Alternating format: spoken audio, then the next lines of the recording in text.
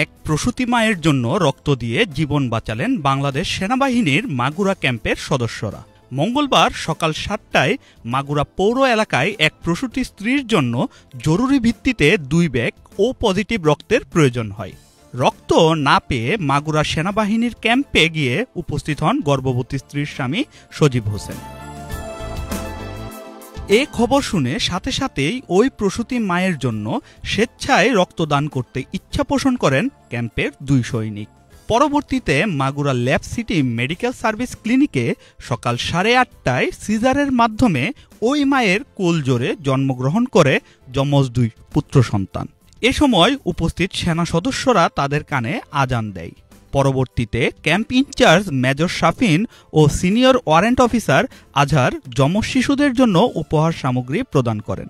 আমরা আত্মমমতা সেবা এলাকার সকল ধরনের মানুষের পাশে আমরা আছি।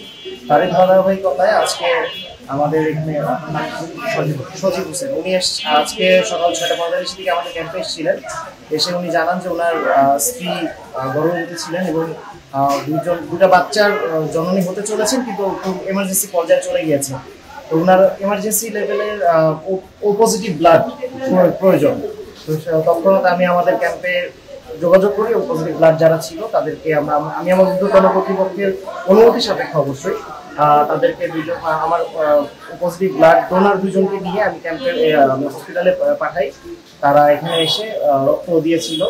দেওয়ার পরে আল্লাহর রহমতে অশেষ রহমতে এখানে অপারেশন কার্যক্রম সফলভাবে হয়েছে এবং বাচ্চা এবং মা সকলেই সুস্থ আছে আল্লাহর অশেষ রহমত। যমজ পুত্র সন্তানের জনক মোহাম্মদ সজীব হোসেন জানান, মাগুরা আর্মি ক্যাম্প থেকে আমার স্ত্রীর জন্য রক্ত দিয়েছে বলেই আমার সন্তান এবং স্ত্রী সুস্থ আছেন। অন্তিম সময়ে এই উপকারের জন্য বাংলাদেশ সেনাবাহিনীর প্রতি বিশেষ কৃতজ্ঞতা প্রকাশ করেন এই দম্পতি। শাহরিয়ার আমান সানি, বাংলা ভিশন।